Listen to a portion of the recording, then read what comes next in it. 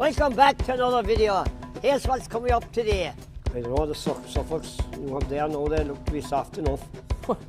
they're not heavy Suffolks. The Tipari is good for doing this. Now we're also tagging the lambs, taking them on the horn. They have a new type of tag, and when they get cotton wire. So when you're tagging them, you can separate the tags. So when they're cutting the wire, that they don't pull the tag off. You can separate. Some more lambs now that we're keeping, they're Texel. Then anyway, I try and light the pipe to start smoking it. So I put in the tobacco, and I only just start smoking it. When who came in but the head teacher, Dermot Hickey. What have you done, boys? The hell with you, Joe. I will not send so simple. In olden times, October was always the month for digging the garden. We'd be digging with the spade, and the young lads, when they'd come home from school, they'd be sent out to pick the potatoes. I remember the years used to be fine at that time because after digging them, they'd be left thrown out there until they're dry. And I would pick them up in buckets. And that used to be every young lad's job when he'd come home from school in the evening. How big is the garden? The garden could be anything from a half acre to an acre. And how long would that feed you? Well, they was given to cows and everything. They was given to pigs, I think. But people used to eat a lot more spuds that time. So they used to be eating cabbage and bacon and spuds. And they used to be as fat as pigs. Why are you trying to, better times then? Well, I don't know. I was trying to say we should go out now and start setting a garden. We do it now. No, this time for gardens is gone now. It wouldn't pay to set them. You could buy the spuds nearly cheaper now. It wouldn't pay to set them now. But in olden times, it was different. There was no foreign spuds or big company spuds. Farmers used to be selling spuds to people in the towns. What else you see? What else you see is plant? Well, there used to be at the oats. It wasn't into September. They'd cut the oats and they'd bring it into the sheds for the winter. It was great for horses. You couldn't bait the oats for the horses. They'd start jumping after it. Well, if we give it to rams, they say give it to rams too, don't they? Well, I don't know. Maybe you could. And other things too. We'd plant turnips, I think. And they'd plant them in the spring. And then we'd let them on the ground. The sheep would eat them off the ground at the end of the year. Christ. Good feeding. Well, it would help anyway. There was no meal feeding then. There was no one feeding meals to sheep. The sheep had to live away in the hills. And that was it. They were their sheep. Maybe less sheep. They were away there. And the wool was dear. So everything worked out well. The sad news after breaking of the death of an old friend of mine, Tim John Healy. Tim John's people lived in the village all their lives, but Tim John is now living back to Rotor's Kenmare. He was a good hurler and a great goalie. And he was in that famous team of ours that went to the All-Ireland hurling final in 1968 up to Croke Park when Wexford beat Tipperary. And he was also on the team that won the under 21. I think it was played in 1973. Did you win the intermediate with him? I did. He played intermediate. I only won one intermediate because I took up running then. Tim John was in goal then, and I'd say he won about 4 at least intermediate hurling championships. Was he a good goalie? Oh, he was a great goalie. Strong man. He was unchallenged in the goal that time. He was also playing in the Kenmare-Kilgarvan joint team. We was called the Rugby Rangers. He was also the goalie in that team. He was a carpenter as well, by trade, and worked all over the country. Rest in peace now for Tim John Healy. We're going at lambs now. We're giving the second vaccination after about 5 weeks after doing the first. Covaxin against all diseases. Right, come on, sir. We're doing a hot talking there now. I done well there, boy. Give you Covaxin now. There's a good crop of lambs this year. And these are the replacement lambs we're keeping. Stop, Charlie, stop. Charlie, stop it. That lamb is blind. He's the lamb that was... He's blind. He's blind, that poor lamb. Leave him alone, he's gone. He was blind at birth, so he's still there. He's a great lamb. An honest old lamb. Man out here, sir. We'll bring him out here now to the Tipari. Stand your ground here, sir, Colin. Yes. Charlie. Buddy, come on. Come on. Come here. Go down, Charlie. Go on, talk. Go down. On. I think. What year did you start vaccinating? I'd say around 1990s. Why so? Was it a thing or was sheep dying? Well, I made it before. It could be the 80s. Why did people start vaccinating? They wouldn't die. They wouldn't affect us with that. Is it a good job, I reckon, the Right. Into the Tipari here now, so Up we go, come on. There's my control actually, so. Oh yeah. Squad, get up. Get up, squad. Come on now, lads. Most of the lambs are gone now. All we've left now is about 200 lambs, and they're lighter lambs, so we'll be selling them in the next couple of weeks. We're trying to be getting rid of them now. I'm vaccinating them here. They're getting Covaxin 1 ml under the skin, and they're also getting optimized sheep drench, just keep them going as well. So they'll be going off up the hill now. So this will keep them going for a while. They got warm just the first round of vaccinating, so they seem to be clean enough, so we won't bother giving them a warm dose. The Barry is good for doing this. Now we're also tagging the lambs. So I used to always use tags from Mullinahone for the cattle and everything, but when Glenn started, he changed the different crowds.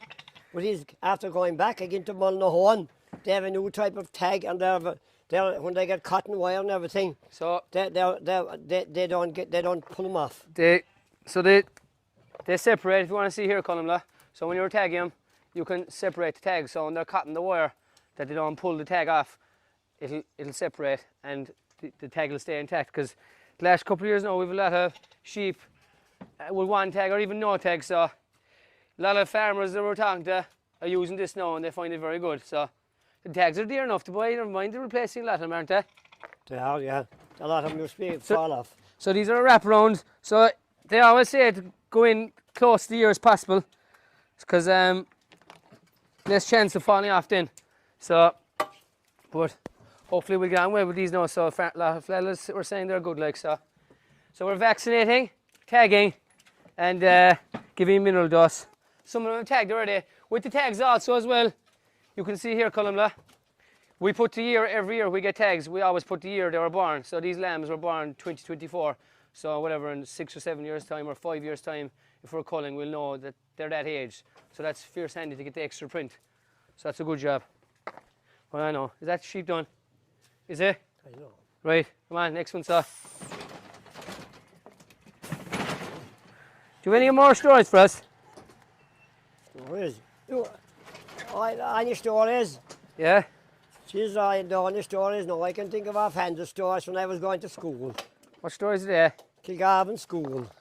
One time in particular, I remember I slapped £20 out of my father's pocket after Mass Sunday. He put his coat up on the side of a chair, and I pulled out the £20 note. Could nearly buy a farm that time. So I went into Joe Mabry's shop, a big shop in Kilgarvan that time, long since closed. First thing I bought was a hurley and a schlitter. Then I bought a pipe. Jeez. And enough tobacco to do for the year. So I went into the school. We're heavy in the fags and so on, tobacco. So there was a friend of mine, Paddy Randalls, better known as Paddy John Thomas, with me anyway. And we decided anyway I'd try and light the pipe and start smoking it. So I put in the tobacco, and I'd only just start smoking it when who came in but the head teacher, Dermot Hickey. Oh, Jesus. And Dermot said, "What are you doing?" he said. So give me that. He took the pipe off me, and he put it up on the counter on the desk of the school. And my father used to go into him Sundays after Mass. He'd go in for petrol, and he was a butcher for meat. So he said to my father, "You're giving that young lad too much money. He's smoking a pipe in school." I'm giving him no penny, my father said, because he usedn't give much money. Why was he fierce tight? He was fierce tight with money. He wouldn't throw away no money. Foolish anyway. But so we were court-martialed at home about the pipe, but we got out of it. We said we were at a station in a neighbour's house, and we got the pipe up on the wall of an old shed. So we got away with it. Another one, we were going to school one time. My mother gave me 2 letters to post. We had to walk down 3 miles to Kilgarvan School. So she gave me the money for the stamps and maybe a small bit of change for myself. So we were going in the morning. I pegged the 2 letters into the river at Droghnagold Bridge outside Kilgarvan on the Rugty River. And they floated away into Kinmare Bay. And I had all the money then, so I went into the shop and I bought a Swiss roll. And I gave all day eating the Swiss roll. I went die sick in the evening coming home after eating too much of the Swiss roll. Couldn't they be ball of money in the envelopes as well, for all you know? Well, I don't know what was in the envelope, but we had no more about it. There mustn't be that important letter. So, some of our lambs now that we're keeping, they're Texel, Lanark, there are a few mules. Mules. That has Chevys too, I suppose. Few Chevy across them as well, yeah. We've less and less horny yaws now every year.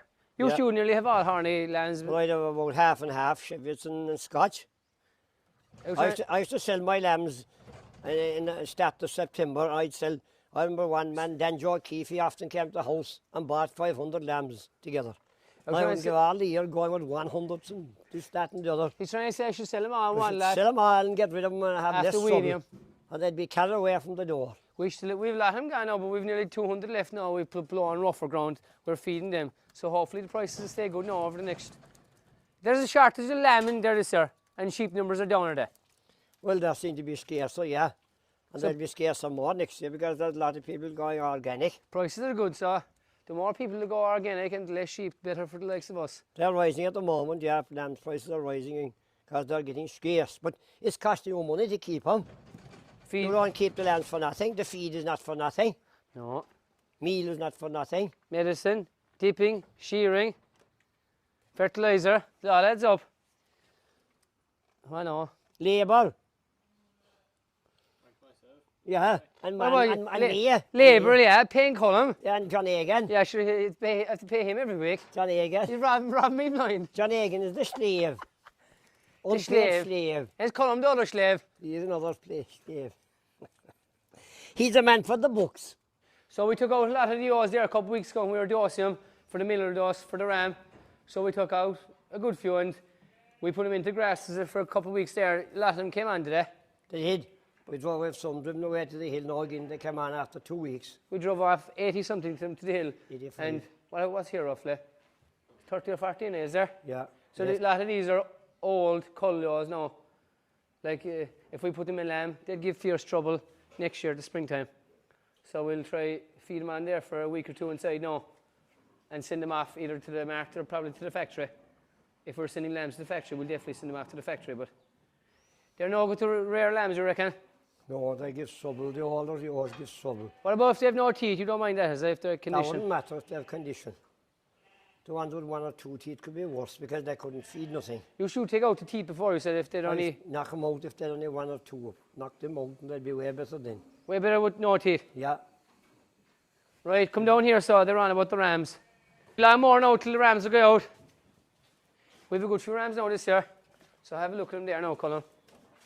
Well, there's every different breed here. I see Suffolk here. He got a few Suffolk this year. There's Texel. There's got a few Cheviot, North Country Cheviot. They're nice rams. They're really nice rams we have this year, the Cheviots. So we'll keep all the replacements off this year, off them. We'll be putting them with a couple of groups of Scotches and maybe some whiter faces to keep them nice white heads. And the Suffolk yaws, these Suffolk rams will be going with kind of whiter yaws, and the Texel rams will be going with, say, Suffolk kind of yaws and black-faced ones. So, it won't be long now.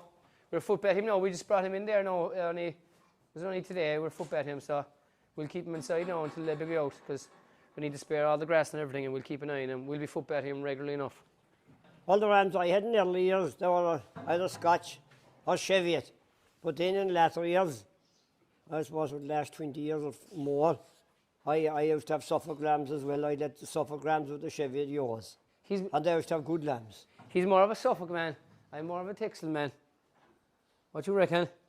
I don't know, the Suffolks you have there now, they look to be soft enough. they're not hardy Suffolks anyway. We'll see now how we get on the springtime next year now. The Texel are definitely harder, isn't it? They look harder and better. But the Suffolk lamb will probably sell better, right? The Toad, wouldn't it? Suffolk lamb, yeah, he's the best seller. They put on more weight. Yeah, they do. They put on more weight, right? But it's all about lambs, alive lambs on the ground, and you want the more lambs. And I see there's 4 lamb rams there. They'll hardly be any good this year. 4 lamb rams. No. North County, is it? North Country Cheviots. North Country Cheviots. They'll only be mainly teasers, really. Anyway, right, come on. The first time now, this whole year, that there's no sheep in the fields. We'd have to take all the lambs that we've the most of them sold anyway, out of the fields. So there's to defend it now for the time of the ram. So there's no sheep in any of the fields. You can see there as well where we're crew feeding all the lambs. Would that be as good as fertiliser? It would, yeah, after time, yeah. We would be giving the lambs to fatten, we'll be giving them a good few nuts. It should be the same as fertilising the field. A couple of places there we weren't feeding, like they're in half the grasses what where we were feeding the lambs. Is grass growth still good enough? Is there mild conditions? It is for the next, but I say after another week now, it'll be all over. This time, remember this time last year, we put the ram out. It started raining. It didn't stop raining for nearly 6 months. Remember the lamb, eh? It did, but it could start raining now again to start it now again, whether it will last or not. Well, that was the worst 6 months last year, the rain ever, from October to now. All we can do now is hope for the best. Away! Away! Come by now, come by. Come by. Lie down.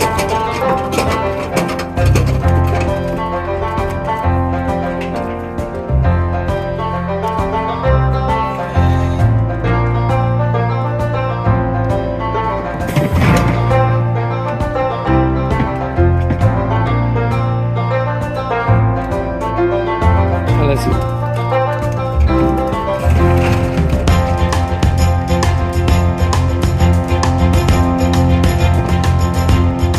That's it for another video. See you for the next one. What have you done, boys? To hell with YouTube.